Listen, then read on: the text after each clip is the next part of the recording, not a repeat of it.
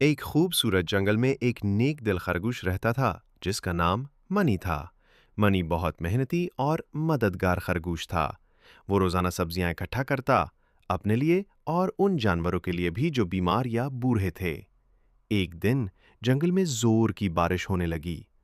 सारे जानवर अपने अपने घरों में छुप गए, मगर एक नन्ही चिड़िया भीगी हुई एक दरख्त के नीचे कांप रही थी। मनी ने उसे देखा तो फौरन अपनी नरम सी झोपड़ी में ले आया। मनी ने चिड़िया को खुश्क पत्ते दिए, थोड़ी सी गाजर दी और अपने पुराने कपड़े से चिड़िया को गर्म किया। चिड़िया खुश होकर बोली, मनी, तुमने मेरी जान बचाई। अल्लाह तुम्हें खुश रखे। अगली सुबह जब बारिश रुकी, चिड़िया ने अपने परों को फैलाया और उड़ गई।